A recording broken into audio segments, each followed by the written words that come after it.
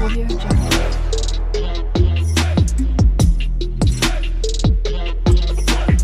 Audio Jungle. ठीक है, आगे सब साउंड चैप्टर से आज जितने भी क्वेश्चंस बन सकते हैं, जिस हद तक एग्जामिनर जा सकता है वहाँ तक जाएंगे और सारे क्वेश्चंस आज प्रैक्टिस करने वाले हैं हम लोग। बस एक जगह चिपक करके बैठ जाओ, हिलना नहीं है।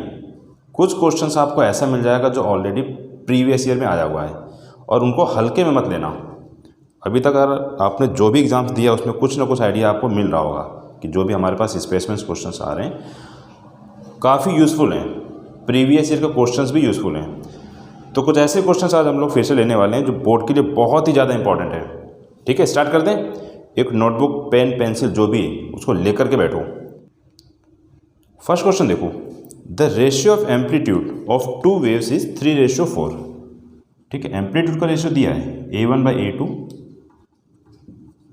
इक्वल टू 3/4 और फाइंड क्या करना है, what is the ratio of their loudness. अब पहले तो अपने को यह मालूम होना चाहिए कि लाउडनेस के साथ एम्पलीट्यूड का कुछ रिलेशन है या नहीं, और अगर है तो किस टाइप का।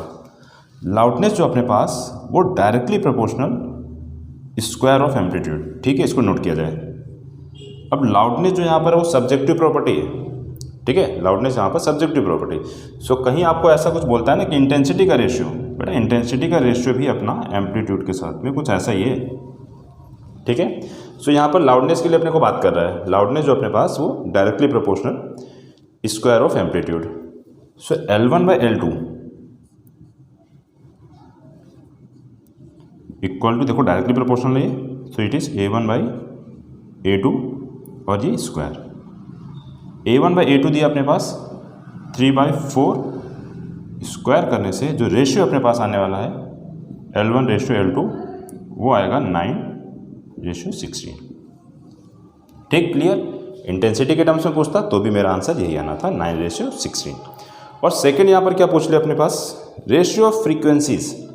बेटा फ्रीक्वेंसी पूछ रहा है।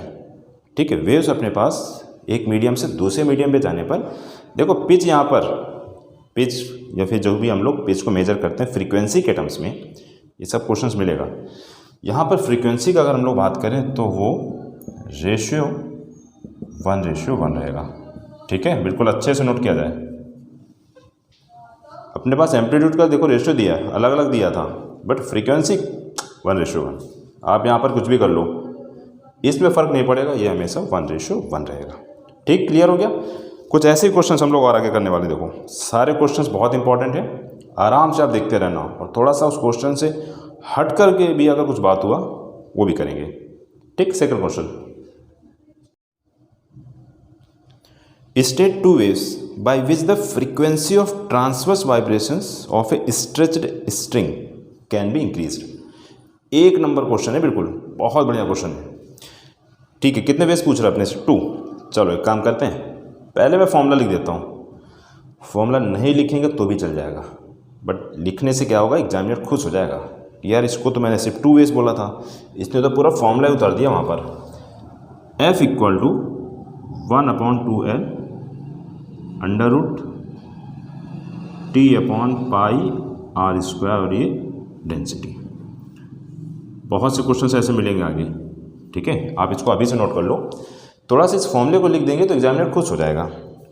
ठीक है, अब बात करते हैं क्वेश्चन का। चलो पहले ये देखो आप कि यहाँ पर जो टर्म्स अपने पास आया वो है क्या। दिस L मीन्स यहाँ पर लेंथ। ठीक है, जो भी हमारे पास लेंथ आने वाला है वहाँ पर फॉर्मूले में देखो इन्वर्सली प्रोपोर्शनल है। लेंथ को कम कर दोगे फ्रीक्वेंसी बढ़ जाएगा। ठीक है, T मीन्स यहाँ पर हो गया टेंशन, जो कि एग्जाम को लेकर के तो बहुत हैवी। R यहाँ पर रेडियस। ठीक है, इट मीन्स यहाँ पर ये थिकनेस। और फोर्थ जो यहाँ पर डेंसिटी। डेंसिटी मीन्स यहाँ पर हो जाएगा अपने पास मटेरियल। ठीक है, तो अपने पास टोटल देखो 4 फैक्टर्स हो गए। क्वेश्चन में बोल रहा है state 2 veg bye which the frequency of transverse vibrations of stretched string can be increased. अब बोलो मेरे को, अगर वो सिर्फ फैक्टर्स का नाम लिखने को बोलता तो क्या हो जाता हमारा, एक तो लेंथ हो गया, एक टेंशन इन द स्ट्रिंग। ठीक है, ये length of the string, tension in the string, एक तो हो गया मेरे पास मटेरियल जो भी हम लोग वायर यूज़ कर रहे हैं वो, और एक थिकनेस, रेडियस कैसा है। अब कह रहे हैं नहीं इंक्रीज़ करने का बात कर रहा है, तो बेटा इंक्रीज़ करने का बात कर रहा है तो एक तो ये हो जाएगा मेरे पास F that is frequency is inversely proportional to length. By decreasing the length of the wire we can increase the frequency of the stretched string. और सेकेंड यहाँ पर एक ये दिख रहा है F directly proportional to root of T. ठीक है, तो अगर मैं टेंशन इंक्रीज कर दूँ दो पॉइंट के बीच में, ये जो वायर था मेरे पास उसको बहुत ही टाइट कर दूँ और फिर जाकर के कहीं भी इसको थोड़ा सा भी ऐसे नीचे डिस्टर्ब करूँगा ना, टिन वाइब्रेशंस बहुत अच्छे आएंगे. और टेंशन कम कर दो फिर तो वायर तो पहले से ढीला पड़ा है और उसको करके कुछ नहीं है, थोड़ा सा उछल करके तो रुक जाएगा. टेंशन इंक्रीज करो, टेंशन इंक्रीज करोगे फ्रीक्वेंसी इंक्रीज हो जाएंगी, आराम से पूरा वायर वाइब्रेट करेगा. या फिर सेकंड क्या अपने पास एक यहाँ पर जो था लेंथ कम कर दो फिर से फ्रीक्वेंसी इंक्रीज होगा. अगर आपको लग रहा है नहीं ये नहीं लिखना है, ये लिखने का मन था, अब इनमें से भी आपके पास टोटल मैंने 4 फैक्टर्स दिए, आप कोई भी 2 फैक्टर्स लिखना. एक पूछता है तो एक लिखना, 2 पूछता है तो 2 लिखना. ठीक है, बट इस फॉर्मूले को लिख दोगे तो कहीं ना कहीं अपने को ये लगेगा कि एग्जामिनर खुश हो गया. देखो आगे के अगर कोई क्वेश्चन प्रॉब्लम कर रहा होगा तो वो देख लेगा कि यार इसको बहुत अच्छे से आता है ये सब चीज़ें, आगे ज़्यादा मार्क्स कट नहीं करेगा. ठीक है, चलो नेक्स्ट क्वेश्चन देखते हैं अभी. Name the phenomenon involved in tuning a radio set to a particular station. ठीक है, रेडियो सेट अपना जो पर्टिकुलर स्टेशन पे हम लोग सेट करते हैं, देखा होगा आपने. क्या फिनोमिना, बड़ा प्यारा, इसके बिना तो अपना क्वेश्चन पेपर कंप्लीट नहीं होने वाला. रेजोनेंस, और कुछ सुना सुना लग रहा है ये वर्ड. ठीक है, चेक कर लेते हैं अभी, आगे देखते हैं कोई क्वेश्चन आएगा तब देखते हैं हम लोग कि रेजोनेंस है क्या. Define the phenomena named by you in part 1. चलो ठीक है, डिफाइन करते हैं. बेटा रेजोनेंस के केस में आपने देखा होगा कि 2 फ्रीक्वेंसी जो है वो मैच होनी चाहिए. ठीक है, या तो सेम हो जाए या फिर उसके एक इंटीजर में मल्टीपल में आ जाए. ठीक है, सपोज 256 है तो 256 हर्ट्ज हो जाए या फिर उसके मल्टीपल में 512 हर्ट्ज ऐसा करके आ जाएगा, तो अपने पास ये रेजोनेंस. ठीक है, और इससे होगा क्या, एम्पलीट्यूड इंक्रीज हो जाता है. ठीक है, ये सब तो हम लोग अभी जो बोलने वाले वो डिफाइन उसमें मिलेगा आपको ये. ठीक है, डिफाइन कैसे करते देखो यहाँ पर. When the frequency of an externally applied periodic force on a body is equal to its natural frequency the body readily begins to vibrate with an increased amplitude. This phenomena is known as resonance. In case आपको ये लग रहा है कि इसको याद कर लें तो चल जाएगा, आप इसको याद कर लो.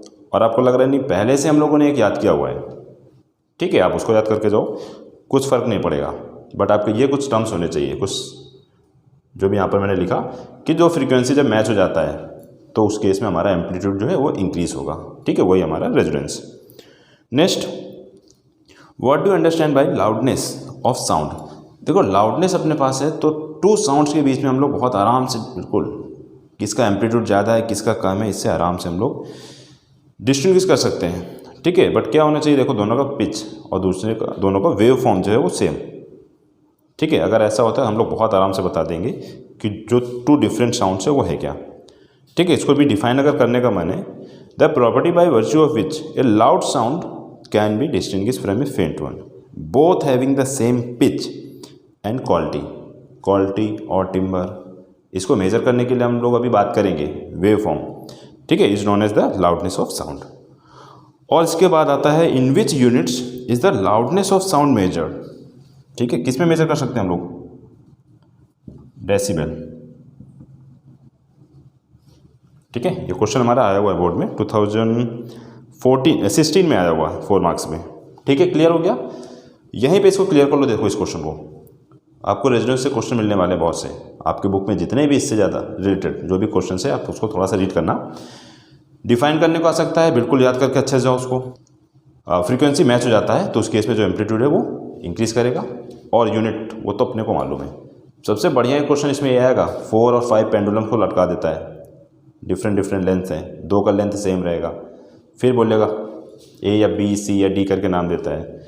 क्वेश्चन आगे मिलेगा उसको भी चेक करेंगे हम लोग. ठीक है, सबसे ज़्यादा इंपॉर्टेंट तो वही होने वाला है. 4th question, draw graph between displacement and the time for a body executing free vibrations. कुछ ऐसा फ्री वाइब्रेशंस इट मीन्स यहाँ पर अपने को जो एम्पलीट्यूड है वो सेम रखना।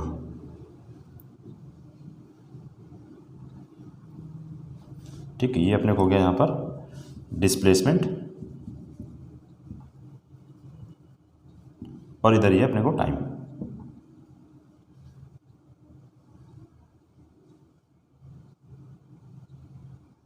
कुछ ऐसा। ठीक है, थोड़ा सा और आगे तक ऐसा ड्रॉ करके दिखाना, एम्पलीट्यूड सेम दिखाना अपने यहाँ पर। ठीक है, कुछ ऐसा ही और आगे।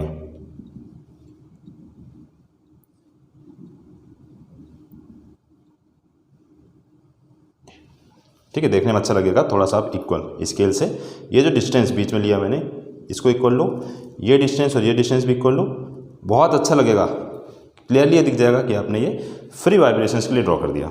ठीक ठीक, नेक्स्ट क्वेश्चन देखो, state the safe limit of sound level in terms of decibel for human hearing.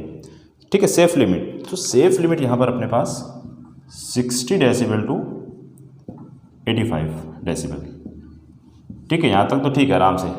In case इससे ज़्यादा होता तो फिर अपने को थोड़ा सा प्रॉब्लम। सेकेंड इंपॉर्टेंट है, देखो यहाँ पर, name the characteristics of sound in relation to its wave form. बेटा वेव फॉर्म के टर्म्स में, वेव फॉर्म, तो इधर पे अपने पास आएगा ये क्वालिटी और टिम्बर। ठीक है, कुछ एक्स्ट्रा में लिख देता हूँ यहाँ पर। इंटेंसिटी ऑफ साउंड का बात करेगा,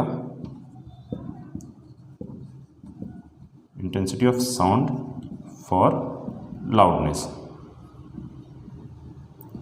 फ्रीक्वेंसी फॉर पिच, और फिर अपने पास आता है वेवफॉर्म। ये किसके लिए अपने पास, क्वालिटी और टिम्बर।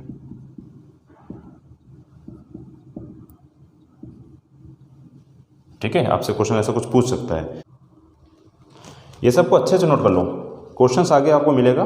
ठीक है, बहुत जल्दी से हम लोग ऐसे क्वेश्चंस को फिनिश कर देंगे वहाँ पर। नेक्स्ट क्वेश्चन देख लो, बहुत बढ़िया क्वेश्चन देखो आ गया, अभी हम लोग बात कर भी रहे थे इसका। क्वेश्चन अपने पास, in the diagram along side ABC D are 4 pendulum suspended from the same elastic strings.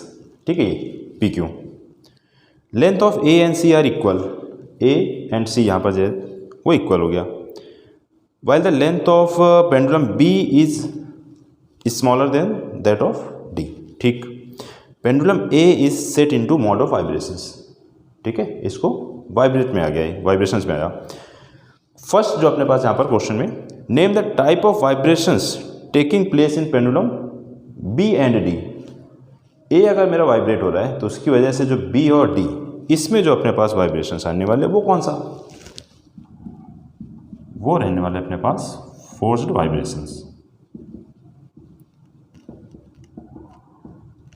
और सेकंड में ये पूछ रहा होगा, what is the state of pendulum C। बेटा A और C का लेंथ इक्वल है, तो C जो अपना है वो रहने वाला है रेजोनेंस में। ठीक है, रेजोनेंस का डिफाइन किया था हम लोगों ने। और यहाँ पर जो अगर मैं एम्पलीट्यूड का बात करूँ तो जो C रहेगा उसका एम्पलीट्यूड ज़्यादा रहने वाला है। ठीक है, बढ़िया क्वेश्चन था, इसको अच्छे से नोट किया जाए। Next question, the adjacent diagram shows 3 different modes of vibrations P, Q, R of the same string, which vibration will produce a louder sound and why। ठीक है, ये P, Q, R जो दिया है इसमें से कौन सा अपने पास ऐसा जिसमें लाउड साउंड आने वाला है। बेटा अगर यहाँ पर देखो, यहाँ से यहाँ तक, अच्छा एक ही बार में अगर मैं स्ट्रिंग को ऐसा वाइब्रेट करके दूँ तो मुझे लग रहा है उसका जो एम्पलीट्यूड वो ज़्यादा। इस केस का बात करूँ तो देखो यहाँ पे फ्रीक्वेंसी सॉरी ज़्यादा है, मतलब वाइब्रेशंस मैंने ऐसा कुछ किया, ऐसा ऐसा करके ये पूरा वाइब्रेट होता जा रहा है। तो अगर फ्रीक्वेंसी ज़्यादा हो जाएंगी तो उसका जो एम्पलीट्यूड वो कम, और इस केस में देखा जाए तो एक ही बार में जो भी वाइब्रेशंस हुआ पूरा एक बार में पहुँच रहा है, जिसमें हमारे पास यहाँ पर अगर मैं बात करूँ, देखो फ्रीक्वेंसी सबसे कम है, एम्पलीट्यूड ज़्यादा रहने वाला है यहाँ पर। ठीक है, मीन अगर यहाँ पर अपने पास होता है ये, तो यहाँ से अगर हम लोग देखेंगे तो इस वाले केस में मेरे पास एम्पलीट्यूड ज़्यादा और जिसमें एम्पलीट्यूड ज़्यादा हो जाएगा लाउडनेस भी वहाँ पर ज़्यादा। ठीक है, ये सबसे ज़्यादा लाउड। ठीक, क्लियर। तो फर्स्ट वाला जो अपने पास आंसर उसके लिए आर। सेकंड देखते हैं क्या है। Sound of which string will have maximum shrillness. बेटा श्रिलनेस का बात कर रहा है यहाँ पर, तो इट मीन्स जिसकी फ्रीक्वेंसी ज़्यादा। इसकी फ्रीक्वेंसी ज़्यादा, देखो इसकी फ्रीक्वेंसी यहाँ पर ज़्यादा, इसकी थोड़ी सी कम, इसकी तो बिल्कुल कम। तो फ्रीक्वेंसी जिसकी ज़्यादा रहने वाला है वही हमारा मैक्सिमम श्रिलनेस। आंसर इस वाले केस में रहेगा पी। ठीक है। State the ratio of wavelength of P and R. P and R जो है उसका जो वेवलेंथ, पी और आर जो वेवलेंथ वो पूछ लिया। अब यहाँ पर देखने से अपने पास जो फ्रीक्वेंसी है उसका रेशियो आ रहा है। अगर मैं आर, इसका अगर मैं फ्रीक्वेंसी 1 बोल दूँ, इसका 2 बोल दूँ और इस वाले केस में 3, तो जो फ्रीक्वेंसी का रेशियो अपने पास आएगा यहाँ पर, frequency of P and frequency of R, वो आ जाएगा 3/1। ठीक है, 3 रेशियो बनाया। बट तुमने तो यहाँ पर मेरे को वेवलेंथ पूछ लिया है। अब एक फॉर्मूला अपने को मालूम है, F = V/λ। फ्रीक्वेंसी और वेवलेंथ इन्वर्सली प्रोपोर्शनल। ठीक है, इन्वर्सली प्रोपोर्शनल। फ्रीक्वेंसी मुझे मालूम है, वेवलेंथ पूछना है, तो वेवलेंथ का अगर मैं बात करूँ P/वेवलेंथ ऑफ R, उसको रेसिप्रोकल कर दो बस। ठीक है, यहाँ पर अपने को जो दिया था वेवलेंथ पूछ रहा है, इसका मतलब इन्वर्सली प्रोपोर्शनल। आंसर रहेगा 1/3। रेशियो का बात कर रहा है, सो इट इज 1/3। अगर फ्रीक्वेंसी पूछता है क्वेश्चन में, तो जिसका भी पूछेगा डायरेक्ट, यहाँ पर ये सबसे कम 1, इसको 2, इसको 3, डायरेक्ट इनका मेरे पास आंसर आता फ्रीक्वेंसी के लिए 3/1। और अगर वेवलेंथ पूछ लेता है तो आप उसको रेसिप्रोकल करके लिखना। पी और आर के बीच में पूछा था, फ्रीक्वेंसी हो जाता 3/1। वेवलेंथ पूछ रहा था इन्हीं के बीच में, तो आ जाएगा मेरे को 1/3। ठीक, clear. Next question. A bucket kept under A running tap is getting filled with water. A person sitting at a distance is able to get an idea when the bucket is about to be filled. What change takes place in the sound to give this idea? ठीक, clear. देखो चलो ये एक bucket ले लिया मैंने यहाँ पर, और अभी इसमें पूरा एयर, जैसे ही यहाँ पर वाटर आने वाला है, जो एयर यहाँ पर वो बाहर आएगा। ठीक है, वाटर अंदर आ रहा है, यहाँ पर जितना भी एयर है वो धीरे धीरे करके बाहर। अब फ्रीक्वेंसी और लेंथ ऑफ एयर कॉलम के बीच में ये रिलेशन, वैसे तो इसका मैंने पूरा फॉर्मूला लिखा। ठीक है, तो जैसे जैसे लेंथ ऑफ एयर कॉलम यहाँ पर कम होता जाएगा, लेंथ ऑफ एयर कॉलम कम होता जाएगा, फ्रीक्वेंसी मेरी यहाँ पर इंक्रीज होता जाएगा। ठीक, क्लियर। और क्या अपने पास, what causes the change in the sound due to gradual increase in frequency. ठीक है, due to gradual increase in frequency pitch of sound heard goes on increasing. ठीक, क्लियर। और ऊपर वाले के लिए अगर आपसे आंसर पूछता है तो पहले आप ये रिलेशन लिखो, यहाँ पर लिखना as length of air column decreases frequency increases. ठीक है, इस वजह से उसको आइडिया लग जाता है कि जो बकेट मेरा वो फिल हो गया। Next question. A vibrating tuning fork is placed over the mouth of the burette filled with water. ठीक है, साइड में आपको यहाँ पर दिख रहा होगा। The tap of the burette is open and the water level gradually starts falling. ठीक है, धीरे धीरे ऐसे इसको मैंने ओपन किया तो जो भी मेरा वाटर है इस ब्यूरेट के अंदर वो धीरे धीरे नीचे को आया, और लेंथ यहाँ पर जो वाटर का है ब्यूरेट के अंदर वो कम होता है। It is found that the sound from the tuning fork becomes very loud for a particular length of the water column. Name the phenomena taking place when this happens. तो phenomena तो अपने को मालूम है,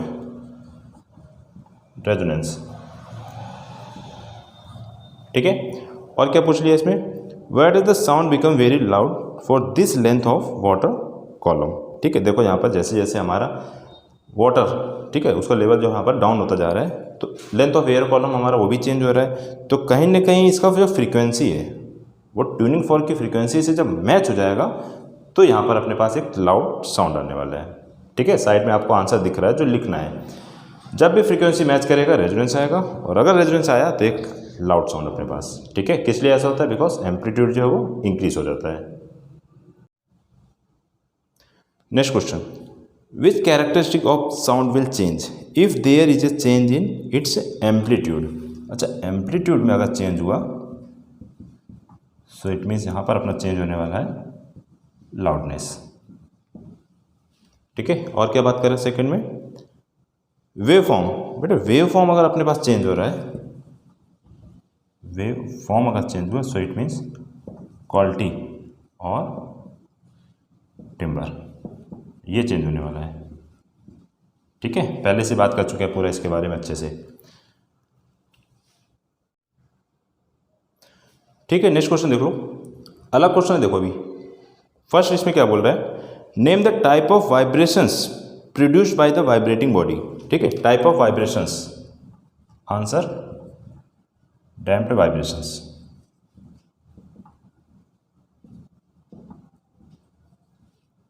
ठीक है, सेकंड में भी देखते हैं क्या है, give an example of a body producing such vibrations. अरे बुक में भरे हुए हैं, अपनी बुक में बहुत से एग्जाम्पल्स यहाँ पर दिया हुआ है। ठीक है, चलो सिंपल पेंडुलम लिख सकते हैं हम लोग, कुछ टाइम के बाद रेस्ट पर आता है वो।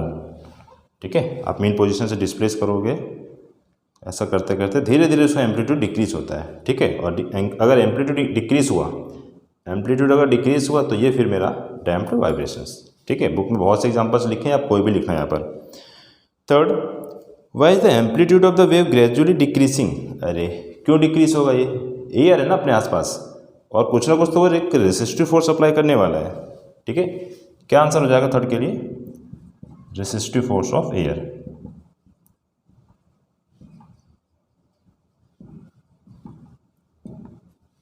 और कुछ भी है, देखते हैं, what will happen to the vibration of the body after some time. After some time, after some time करते करते क्या है यहाँ पर, कुछ नहीं, रुक जाएगा वो। आफ्टर सम टाइम बॉडी हमारा बिल्कुल रेस्ट पर आएगा, स्टॉप होने वाला है। ठीक, next question, three musical instruments give out notes at the frequencies listed below. Flute अपने पास फ्रीक्वेंसी दिया है 400, गिटार के लिए दिया है 200 हर्ट्ज और ट्रम्पेट के लिए दिया 500 hertz. Which one of this has the highest pitch. बेटा पिच का बात कर रहा है, वो भी हाईएस्ट पिच। यहाँ पर इट मीन्स किसके लिए बात करता है वो, फ्रीक्वेंसी। तो जिसका भी फ्रीक्वेंसी ज़्यादा हुआ उसी के लिए अपने पास यहाँ पर जो पिच वो ज़्यादा। ट्रम्पेट का दिया हुआ है, सो इसके लिए जो आंसर अपने पास ट्रम्पेट। ठीक है, सबसे ज़्यादा फ्रीक्वेंसी दे रहा है क्वेश्चन में 500 हर्ट्ज। ठीक है, एक तरीके से वो क्वेश्चन में आपसे ये जानना चाह रहा है कि पिच आपको मालूम है कि नहीं है, कि किसके टर्म्स में मेजर करते हैं हम लोग। मालूम है, पिच को हम लोग जो है फ्रीक्वेंसी के टर्म्स में मेजर करते हैं। Next, with which of the following frequencies does A tuning fork of 256 hertz resonate. ठीक है, 256 हर्ट्ज किसके साथ रेजोनेट करने वाला है, या तो सेम यही हो जाए या फिर इसके मल्टीपल्स में। ठीक है, या तो अपने पास देखो फ्रीक्वेंसी एफ कर दिया है, तो या तो एफ हो जाए या 2f या 3f 4f, ऐसा करके मल्टीपल्स में आ जाता है, तो फिर अपने पास रेजोनेंस। 256 हर्ट्ज के टर्म्स में देखते हैं जरा, ऑप्शंस में 256 तो नहीं दिया, बट इसके मल्टीपल में एक दिया हुआ 512 हर्ट्ज। ठीक है, इट मीन्स इसी का डबल हुआ है। देखो ये आंसर यहाँ पर 512, इसके साथ अपना आने पर वो रेजोनेट करेगा, एम्पलीट्यूड इंक्रीज। ठीक है, और क्या है, लाउड साउंड भी आता है। देखो ठीक है, बार बार देखो मैं रिपीट कर रहा हूँ, पर इसलिए ना कि वो रेजोनेंस वाला टॉपिक अपने लिए इंपॉर्टेंट होने वाला है, इसको छोड़ के मत जाना। इस चैप्टर में सबसे ज़्यादा ये अपने पास important. Next question, a stringed musical instrument such as the sitar is provided with a number of wires of different thicknesses, explain the reason for this. देखो बात किया था हम लोगों ने भी, फ्रीक्वेंसी का एक फॉर्मूला मैंने स्टार्टिंग में लिखा, F = 1/2L √T/π/r² और ये डेंसिटी। ठीक है, पूरा फॉर्मूला मैंने आपको स्टार्टिंग में लिख के दिया। L मीन्स यहाँ पर लेंथ हो गया अपना स्ट्रिंग के लिए, T tension in the string, R जो यहाँ पर वो हो गया हमारा यहाँ पर थिकनेस, और यहाँ पर ये जो सिंबल दिया मैंने ये डेंसिटी, दैट इज मटेरियल। अब क्वेश्चन में ये बोल रहा है that stringed musical instrument such as sitar is provided with number of wires of different thicknesses. अलग अलग थिकनेसेस का हम लोगों के पास वहाँ पर वायर। तो क्यों ऐसा कर रहे हैं, ये अगर डिफरेंट हुआ तो कहीं ना कहीं अपने पास जो फ्रीक्वेंसी है वो भी तो डिफरेंट आएगा। एक ही वायर को यूज़ करके हम लोग वहाँ पर डिफरेंट डिफरेंट फ्रीक्वेंसीज देखो प्रोड्यूस तो कर सकते हैं लेंथ को चेंज कर करके, ठीक है। एक तो ये हो जाएगा, अगर मेरे पास एक ही वायर है तो ठीक है, मैं उसको लेंथ चेंज करता रहूँ, डिफरेंट डिफरेंट पॉइंट्स पे जा करके उसको जा करके वाइब्रेट करूँ। बट अगर डिफरेंट वायर्स हो जाएंगे तो एक अपने पास ये ऑप्शन ये भी रहेगा फ्रीक्वेंसी चेंज करने का, ठीक है। तो आंसर हम लोग यहाँ पर ऐसा बोल सकते हैं that string musical instruments like the sitar is provided with number of wires of different thicknesses to produce sound of different frequencies.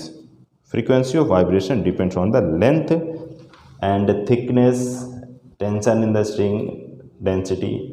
ये सब लिख सकते हैं हम लोग वहाँ पर, ठीक है। बट इम्पॉर्टेंट यही था, थिकनेस चेंज हुआ, फ्रीक्वेंसी चेंज हुआ। इसी वजह से अपने पास जो भी म्यूजिकल इंस्ट्रूमेंट्स रहते हैं हम लोग उसमें डिफरेंट जो थिकनेसेस के वायर्स हैं उसको यूज़ करते हैं, ठीक है। नेक्स्ट क्वेश्चन देखो, sometimes when a vehicle is driven at a particular speed a rattling sound is heard. Explain briefly why this happens and give the name of the phenomena taking place. ठीक है, किसी बस में आप बैठते हो, उधर देखा उसकी विंडोज़ वाइब्रेट करती हैं, गड़गड़ गड़गड़ करके साउंड आता है। इस केस में ड्राइवर क्या करता है, देखो उसको करना चाहिए कि अपनी जो स्पीड उसको चेंज करे, ठीक है। ज़रूरी नहीं कि कम करे, ये बिल्कुल नहीं बोलना कि कम कर देगा तो चलेगा, कम करेगा तो फिर तो अपने को बहुत टाइम लगने वाला है जहाँ पहुँचना है। अपनी स्पीड को वो वहाँ से चेंज करे। बट ऐसा है क्यों, ठीक है। और ये फिनोमिना क्या अपने यहाँ पास ये होने वाला है, फिर से वही वर्ड रेजोनेंस। और यहाँ पे है क्या, देखो जो भी अपने पास फ्रीक्वेंसी जो ऑब्जेक्ट अपना वाइब्रेट कर रहा है ना, गड़गड़ गड़गड़ ऐसा करके, उसकी फ्रीक्वेंसी जो मूविंग पार्ट्स हैं व्हीकल की उसकी फ्रीक्वेंसी के साथ मैच हो रहा है। और अगर ऐसा होता है तो कहीं ना कहीं अपने पास एक लाउड साउंड आता है, रेजोनेंस होता है, एम्पलीट्यूड इंक्रीज होता है, ठीक, क्लियर। और सेकंड इसमें क्या पूछ लिया अपने पास, suggest one way by which the rattling sound could be stopped by changing the speed. ठीक है, ये नहीं बोल देना बिल्कुल भी कि कम कर दो, ज़्यादा कर दो, नहीं, बाय चेंजिंग द स्पीड। उसी स्पीड पे ऐसा हो रहा है, आप उसी स्पीड को चेंज कर दो, वहाँ से आपका जो वाइब्रेशन है वो खत्म हो जाएगा। तो ये कुछ क्वेश्चंस यहाँ पर थे जो अपने पास बहुत ही ज़्यादा इंपॉर्टेंट होने वाले इस चैप्टर के। आप ये सारे क्वेश्चंस को अच्छे से प्रैक्टिस करके जाओ। रेजोनेंस वाला टॉपिक अच्छे से करो, फ्री वाइब्रेशंस, डैम्प्ड वाइब्रेशंस वो भी अच्छे से करो, सब्जेक्टिव प्रॉपर्टीज़, ऑब्जेक्टिव प्रॉपर्टीज़ जो भी बात की हम लोगों ने कैरेक्टरिस्टिक्स ऑफ साउंड के टर्म्स में, उसको भी करो।